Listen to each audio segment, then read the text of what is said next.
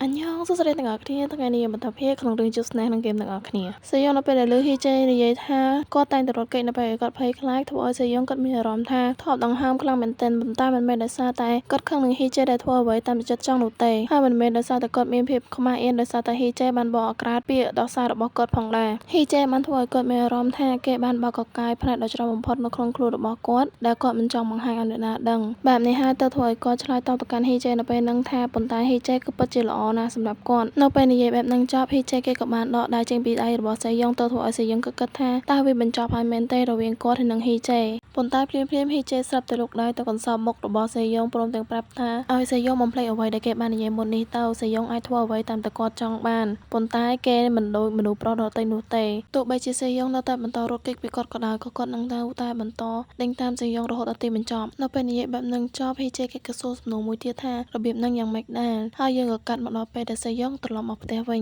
ញហើយយើងក៏ឃើញផងដែរថាសេយ៉ុងគឺត្រឡប់មកផ្ទះវិញតែមិនឯនោះទេបន្ទាប់ពីដល់ផ្ទះហើយគាត់ក៏បានទៅដេកលើគ្រែព្រមទាំងជញ្ជឹងគាត់នៅអ្វីដែលហ៊ីជេបាននិយាយនៅកន្លែងសួនច្បារមួយនោះដោយហ៊ីជេគាត់បាននិយាយថាតើសេយ៉ុងចង់គាត់ត្រេកនៅផ្ទះរបស់គាត់មួយរយៈសិនអត់ដោយសារតែគ្រប់ពេលមកនេះគឺគេតែងតែធ្វើសកម្មភាពអាត្មានិយមខ្លាំងមែនទែនដូច្នេះហើយប្រហែលជាសេយ៉ុងអាចនឹងត្រូវការពេលវេលាក្នុងការគិតពិចារណាអំពីទំនាក់ទំនងរបស់ពួកគេទាំងពីរនាក់នេះដោយខ្លួនឯងហើយនៅពេលហ្នឹងសេយ៉ុងក៏អត់ដឹងនិយាយនោះទេក្រៅពីពាក្យថាអូខេទៅកាន់ហ៊ីជេសេយ៉ុងក៏គិតថាគាត់នៅតែមិនអាចទុកចិត្តហ៊ីជេបាននោះទេទោះបីជាហ៊ីជេនិយាយថាគេចូលចិត្តគាត់ហើយទោះបីជាគាត់នៅទីបញ្ចប់មិនបានស្អប់ហ៊ីជេក៏ដោយប៉ុន្តែនៅពេលដែលគាត់គិតថារឿងគ្រប់យ៉ាងនឹងបញ្ចប់រវាងពួកគេទាំងពីរវាធ្វើឲ្យគាត់មានអារម្មណ៍ថាល្អនោះទេប៉ុន្តែគាត់ក៏បានឆ្លុះប្រកែកនឹងអារម្មណ៍ខ្លួនឯងវិញដោយគិតថាវាប្រហែលមកពីគាត់នឹងសឹមទៅនឹងវត្តមានរបស់ហ៊ីជេនោះទេហើយនៅពេលនេះផងដែរនៅក្នុងបន្ទប់របស់គាត់គឺស្ងាត់ចងំដែលធ្វើឲ្យសេយ៉ុងមានអារម្មណ៍ថាត្រជាក់ខុសប្លែកពីធម្មតាហើយនៅពេលដែលគាត់គេងលក់គាត់ក៏បានយល់សប្តិឃើញរឿងរ៉ាវពីអតីតកាលរបស់គាត់ជាលើកដំបូងក្នុងរយៈពេលដ៏យូរមកនេះដោយក្នុងយល់សប្តិហ្នឹងយើងឃើញថាមានបុរសម្នាក់កំពុងតែបាំងឆ័ត្រមកសួរសេយ៉ុងថាតើសេយ៉ុងនឹងកំពុងធ្វើអីគេនៅកណ្ដាលហាលភ្លៀងបែបហ្នឹងគេប្រកាសជាទឹកអស់ហើយរួចក៏បានហៅសេយ៉ុងនឹងទៅចូលក្នុងផ្ទះរបស់គ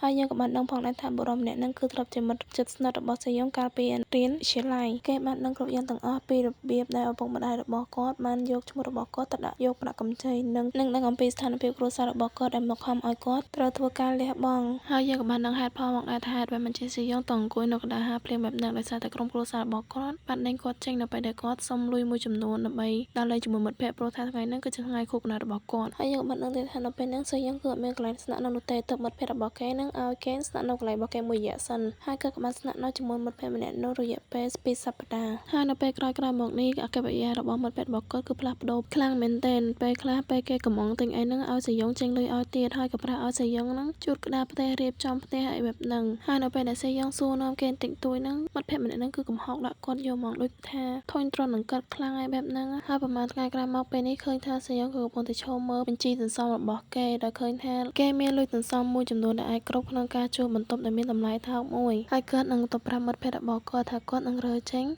នៅក្នុងសប្តាហ៍ហ្នឹងគាត់មានអារម្មណ៍ថាមិនល្អទេនៅពេលដែលគាត់បង្កបញ្ហាដល់គេម្នាក់ហ្នឹងហើយនៅពេលដែលត្រឡប់មកផ្ទះវិញសេយ៉ុងក៏បានលើមិត្តភ័ក្តិរបស់គេនិយាយទូរស័ព្ទថាចុះប្រសិនបើសេយ៉ុងមិនចាក់ចេញពីគេនោះទេវាធ្វើឲ្យគេមានអារម្មណ៍ថាចម្លែកខ្លាំងមែនទែនគ្រាន់តែគិតឃើញបែបហ្នឹងចំណែកសេយ៉ុងនៅពេលដែលលើបែបហ្នឹងហើយគាត់ក៏មិនបានធ្វើអីខាននោះទេគ្រាន់តែឈរស្ដាប់រួចក៏បានដាក់លុយមួយចំនួននៅលើតុរួចក៏ដើរចេញទៅប្រសិនបើគិតត្រឡប់ទៅវិញនៅពេលហ្នឹងគាត់គិតថាគាត់អាចយល់អំពីអ្វីដែលមិត្តភ័ក្តិគាត់កំពុងតែធ្វើប៉ុន្តែចំពោះទង្វើរបស់មិត្តភ័ក្តិរបស់គាត់ម្នាក់ហ្នឹងបានធ្វើឲ្យគាត់មានការសង្ស័យចំពោះទំនាក់ទំនងរបស់គាត់វាចំណាយពេលតែ2សប្តាហ៍ប៉ុណ្ណោះក្នុងការធ្វើឲ្យមិត្តភ័ក្តិរបស់គាត់តាំងពីវិទ្យាល័យស្អប់គាត់និងវាចំណាយលុយតែ200,000 វ៉ុនប៉ុណ្ណោះសម្រាប់គ្រួសាររបស់គាត់ដែលរស់នៅជាមួយគ្នាជាង20ឆ្នាំចាត់ទុកគាត់ថាជាកូនអកតញ្ញូប្រហែលជាហេតុផលទាំងនោះហើយទើបឲ្យទៅពេលណាដែលគាត់ជុំនឹងមនុស្សថ្មីៗក៏តែងតែសម័យគិតថាតើត្រូវចំណាយពេលយូរប៉ុណ្ណាទៅធ្វើឲ្យពួកគេទាំងនោះចាប់ផ្ដើមធុញទ្រាន់នឹងគាត់រួចហើយចុះចំណែកហ៊ីជេវិញគេអះអាងថាគេចូលចិត្តគាត់ប៉ុន្តែនៅពេលដែលគាត់បើកបេះដូងឲ្យគេហើយតើវាត្រូវចំណាយពេលយូរប៉ុណ្ណាទៀតទៅធ្វើឲ្យហ៊ីជេចាប់ផ្ដើមធុញទ្រាន់នឹងគាត់តើវានឹងត្រូវចំណាយពេលយូរប៉ុណ្ណាទៀតទៅធ្វើឲ្យហ៊ីជេបង្ហាញធាតុពិតរបស់គេចេញមកហើយយើងក៏កាត់មកពេលព្រឹកនៅថ្ងៃស្អែកវិញនៅពេលនេះឃើញថាសេយ៉ុងគឺកំពុងតែនៅកន្លែងធ្វើការគាត់ក៏បានបើកឆាតមើលឃើញថាហ៊ីជេបានឆាតមកគាត់ថាសូមឲ្យការងាររបស់គាត់ដំណើរទៅយ៉ាងរលូនហើយសេយ៉ុងក៏បានតបទៅវិញថាឲ្យហ៊ីជេនឹងរីករាយជាមួយនឹងការផ្សាយបន្តផ្ទាល់របស់គេបន្ទាប់ពីតបទៅកាន់ហ៊ីជេវិញហើយឃើញថាហ៊ីជេចូលមើលប៉ុន្តែអត់តបគាត់មកវិញនោះទេទៅធ្វើឲ្យសេយ៉ុងក៏ឆ្ងល់ថាតើវាចម្លែកទេក្នុងការធ្វើដូចជារឿងយប់មិញហ្នឹងមិនកើតឡើងយ៉ាងអញ្ចឹងគិតបែបហ្នឹងហើយសេយ៉ុងក៏បំរុងនឹងឆាតទៅកាន់ហ៊ីជេទៀតប៉ុន្តែក៏ត្រូវស្គប់វិញនៅពេលដែលនឹកឃើញថាតើហ៊ីជេធ្វើបែបនេះក្នុងគោលបំណងអ្វីមួយមែនទេគេបាននិយាយថាគាត់នឹងធ្វើឲ្យគេខ្លាចទៅជាអ្នកស្រឡាញ់ភ័ក្រដូចគ្នាឬក៏អ្វីក៏ដោយ ឲ្យគាត់មិនជឿទេថាហ៊ីចេនឹងមិនធ្លាប់មានទំនាក់ទំនងពីមុនមកនោះទេតែអញ្ចឹងវាមានន័យថារឿងគ្រប់យ៉ាងដែលហ៊ីចេធ្វើកន្លងមកនេះគ្រាន់តែជាផ្នែកមួយនៃផែនការរបស់គេទេមែនទេគាត់បានតែត្រឹមនេះក៏ត្រូវបានអ្នករួមការងាររបស់គាត់ហើយគាត់ទៅធ្វើការវិញទៅធ្វើឲ្យសេយ៉ុងកាត់ផ្ដាច់ការកើតហើយក៏បានយកឡាតេនៅក្នុងដៃមកផឹកដែលធ្វើឲ្យគាត់រនឹកឃើញដល់សម្ដីរបស់ហ៊ីចេដែលបានប្រាប់គាត់ថាឡាតេគឺមានរសជាតិគ្រាន់ជាង Ice Americano ប៉ុន្តែសេយ៉ុងក៏គិតថារសជាតិគ្រាន់ស្អីទេអន់ដូចតែគ្នានឹងហើយក៏កាត់មកដល់ពេលដែលសេយ៉ុងបានចុះទៅធ្វើការដល់ពេលនេះគឺឃើញថាគាត់ក៏កំពុងតែអង្គុយមើលការ live របស់ហ៊ីចេដែលគាត់ថា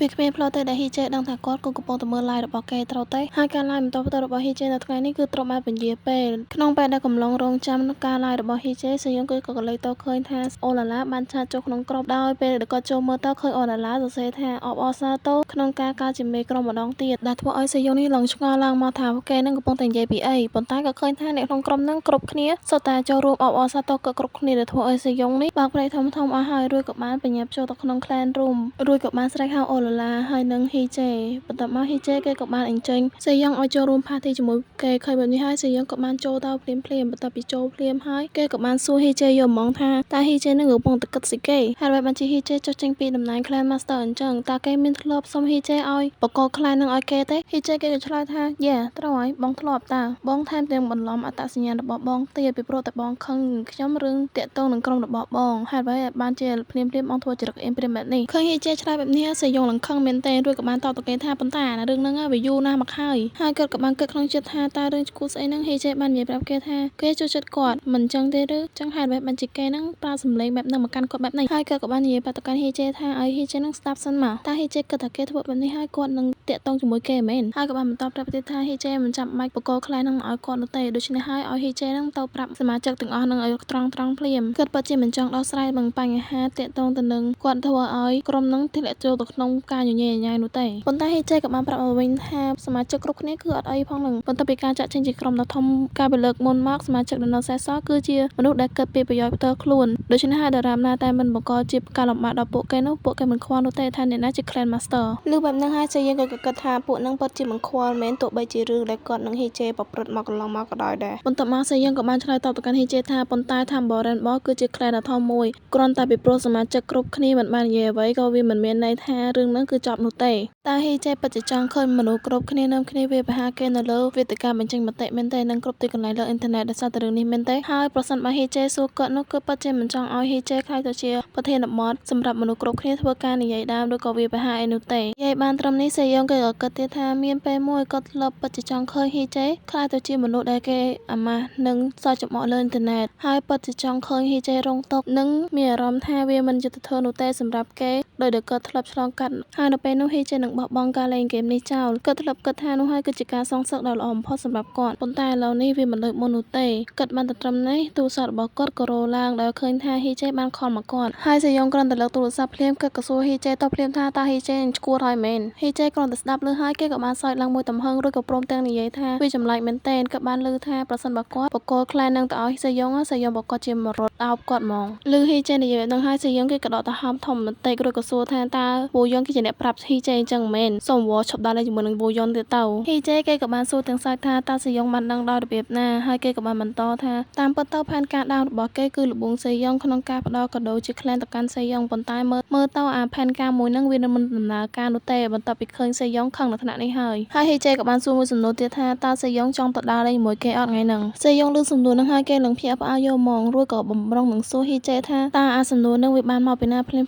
ប៉ុន្តែហ៊ីចេគេសើចទៅរាប់លេខថា3 2 1 0ពេលវេលាក្នុងការបដិសេធរបស់បងគឺអស់ហើយដូច្នេះហើយខ្ញុំគិតថាបងទៅជាមួយខ្ញុំហើយឥឡូវនេះឬគេក៏បានសើចឡើងដែលធ្វើឲ្យសេយ៉ុងឮហើយគេឡើងគាំងអត់មានពាក្យតបតយកហ្មងហើយហ៊ីចេគេក៏បានបន្តទៀតថាតើសេយ៉ុងកំពុងតែគិតពីការបំពេញកាពះគេដោយញ៉ាំមីទៀតហើយមែនទេឲ្យសេយ៉ុងបំភ្លេចរឿងហ្នឹងទៅចាំពួកគេទៅញ៉ាំស្តេកជាមួយគ្នាទុកឲ្យគេជាអ្នកជាងលុយដោយឮហ៊ីចេនិយាយបែបហ្នឹងហើយធ្វើឲ្យសេយ៉ុងគេគិតថាហេតុអ្វីបានជាហ៊ីចេចាំបាច់ត្រឡប់ទៅផ្ទះគេធ្វើអីបើសិនជាគង់តែជួបគ្នាបែបនេះដដែលហ្នឹងគាត់ខំតែគិតថាពួកគេយ៉ាងហោចណាស់មិនបានជួបគ្នាមួយសប្តាហ៍ឯណោះហើយ ហើយបន្ទាប់ពីគាត់បានបន្តិចហើយសេយ៉ុងគេឆ្លើយតបទៅកាន់ហ៊ីចេថាមិនអីទេមកឬក៏មិនមកក៏អត់ទៅចម្លើយរបស់គាត់របៀបថាបើហ៊ីចេមកក៏ទៅបើហ៊ីចេមិនមកក៏អត់ទៅតាមពិតទៅសេយ៉ុងក៏ចង់ទៅដូចគ្នាដែរប៉ុន្តែហ៊ីឆ្លើយត្រង់ខ្លាចបាក់កលិបហ៊ីចេបន្ទាប់ពីលើចម្លើយរបស់សេយ៉ុងហើយគេក៏សើចឡើងរួចក៏ប្រាប់សេយ៉ុងថាគេទៅទទួលនៅម៉ោង 8ហើយក៏ប្រាប់ឲ្យសេយ៉ុងនឹងស្លៀកពាក់ឲ្យស្អាតមកសម្រាប់គេបន្ទាប់ពីនិយាយបែបហ្នឹងហើយហ៊ីចេគេក៏បានបិទទូរស័ព្ទទៅហើយយើងក៏កាត់មកពេលនេះយើងឃើញថាសេយ៉ុងគឺកំពុងតែឈរចាំហ៊ីចេហើយកំឡុងពេលដែលកំពុងតែឈររងចាំហ្នឹងសេយ៉ុងគេក៏គិតថាគាត់ពិតជាមិនចង់ជឿនៅទេថាគាត់នឹងមាន outfit ណាល្អៗក្នុងទូរបស់គាត់សោះហើយគាត់ជឿថាហ៊ីចេប្រកាសជាស្លៀកពាក់លឺចាញ់ចាំងពីក្បាលដល់ចុងជើងទៀតហើយមើលទៅរួចគាត់ក៏បាននិយាយជាមួយខ្លួនឯងថាតើគាត់គួរតែទៅផ្លាស់ប្ដូរសម្លៀកបំពាក់ល្អទេតើគាត់នឹងមានពេលប៉ុន្តែភ្លាមៗនោះមិនដឹងហ៊ីចេលេចក្បាលចេញពីណានៅទេនៅក្រោយខ្នងរបស់គាត់ព្រមទាំងនិយាយថាហេតុអ្វីសេយ៉ុងមើលទៅស្អាតដូចតរដងហ្នឹងចំណែកឯសេយ៉ុងបន្ទាប់ពីលឺហើយគាត់ឡើងក៏ត្រាក់អស់ហ្មងរួចក៏សួរថាតើហ៊ីចេមកដល់ទីនេះលឿនដោយរបៀបណាទៅហ៊ីចេគេក៏តបថ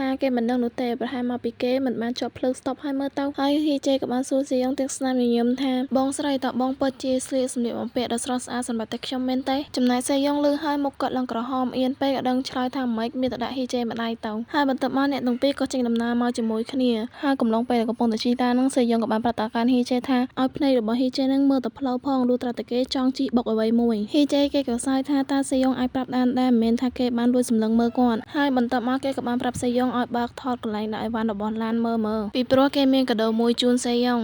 ក៏មិនបានតបតអ្វីនោះទេប៉ុន្តែក៏គិតថាហ៊ីចេពិតជាប្រកែកតាក់ទាញខ្លាំងមែនទែនតាមមានសង្សារចាស់ប្រមាណអ្នកហើយដែលធ្លាប់មកអង្គុយកន្លែងនេះហើយសេយ៉ុងក៏បានបើកថតនោះមកក៏ឃើញមានសភៅមួយក្បាលនៅក្នុងហ្នឹងដែលធ្វើឲ្យសេយ៉ុងគឺឆ្ងល់ថាតើអាហ្នឹងគឺជាគេហ៊ីចេគេក៏បានប្រាប់ទាំងអ៊ំអៀនថាគេបានប្រមូលផ្ដុំរូបគំនូរព្រាងដែលល្អបំផុតរបស់គេបញ្ចូលគ្នាក្នុងហ្នឹងតើសេយ៉ុងមិនមែនចូលចិត្តរូបគំនូររបស់គេទេឬសេយ៉ុងបន្ទាប់ពីលឺហ៊ីចេនិយាយបែបហ្នឹងហើយគាត់ក៏បានសម្លឹងមើលមុខរបស់ហ៊ីចេទាំងភ្ញាក់ផ្អើលប៉ុន្តែក៏មិនបាននិយាយអ្វីនោះទេបន្ទាប់មកគាត់ក៏បានបើកសៀវភៅនោះមើលដែលឃើញរូបគំនូរមុនដំបូងបានធ្វើឲ្យគាត់សើចដែលធ្វើឲ្យហ៊ីចេក៏សម្លឹងមើលមុខសេយ៉ុងរួចក៏សួរថាតើសេយ៉ុងនឹងកំពុងតែសើចចំអកលើរូបគំនូររបស់គេមែនសេយ៉ុងក៏បានតបថាដោយសារតែហ៊ីចេគូររូបគំនូរមកគួរឲ្យចង់សើចទៅវិញទេហើយសេយ៉ុងក៏បានសួរទៅកាន់ហ៊ីចេថាតើគាត់ពិតជាអាចរក្សាទុករបស់ទាំងនឹងបានមែនហ៊ីចេក៏បានតបថាត្រូវហើយគាត់អាចរក្សាទុកវាបានប៉ុន្តែគាត់ប្រហែលជាចង់មើលរូបគំនូរពួកនឹងម្ដងទៀតដូច្នេះហើយគេនឹងអាចទៅលេងផ្ទះរបស់សេយ៉ុងជារឿយៗតើវាមិនអីទេមែនទេនិយាយបែបហ្នឹងចប់មុខរបស់ហ៊ីចេគេឡើងក្រហមអស់ហើយចំណែកសេយ៉ុងលឺហើយគាត់ឡើងគាំងរួចបន្ទាប់មកគាត់ក៏សើចខ្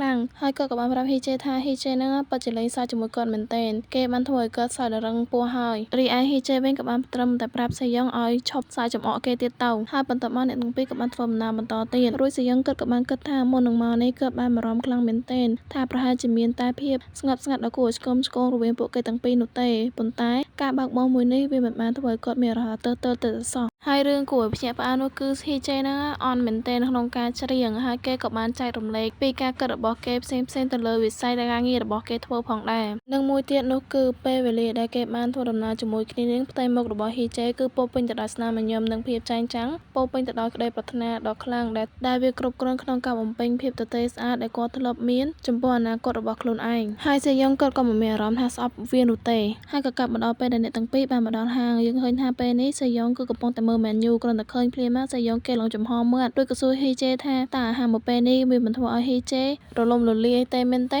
ហ៊ីចេគេក៏បានតបថាសេយ៉ុងបងកុំធ្វើឲ្យអូប៉ារបស់បងម្នាក់នេះមើលទៅបាក់មុខបាក់មាត់ដោយសារតែការមើលពីតម្លៃនោះទេសេយ៉ុងលឺហើយក៏បានស្រែកចេះហ៊ីចេថាឲ្យហ៊ីចេហ្នឹងចាក់ចេញពីនេះឲ្យឆាប់ឡើងជាមួយនឹងអូប៉ាចង្រៃឈួតស្អីហ្នឹងចំណែកហ៊ីចេវិញដូចទៅសពដងឯងសេយ៉ុងចេះប៉ុណ្ណាក៏សើចបានដែរហើយបន្ទាប់មកហ៊ីចេគេក៏បានធ្វើការកម្មង់ម្ហូបរួចក៏បានកម្មង់សូដាមួយដែរហើយបន្ទាប់មកគេក៏បានងាកមកសួរសេយ៉ុងថាតើសេយ៉ុងមានចង់បានវាយឬក៏អីមួយអត់សេយ៉ុងលឺហើយគាត់ក៏បានឆ្លើយយ៉ាងភ្លាមៗថាទេហើយគាត់ក៏បានគិតថាធ្វើដូចជាគាត់នឹងអាចផឹកជាមួយនឹងហ៊ីចេបានអញ្ចឹងបន្ទាប់ពីរឿងគ្រោះមហន្តរាយកាត់ឡើងការប្រយុទ្ធមិញរួចគាត់ពិតជាមិនអាចបណ្ដោយខ្លួនបាននោះទេនៅថ្ងៃនេះគាត់នឹងមិនផឹកជាមួយនឹងហ៊ីចេនោះទេក្នុងកលៈទេសៈណាក៏ដោយដែរអញ្ចឹងភាគនេះបានបញ្ចប់ត្រឹមនេះអរគុណអ្នកទាំងអស់គ្នាចំពោះការគាំទ្រជួបគ្នានៅវីដេអូក្រោយទៀតណាអញ្ញងបាយបាយ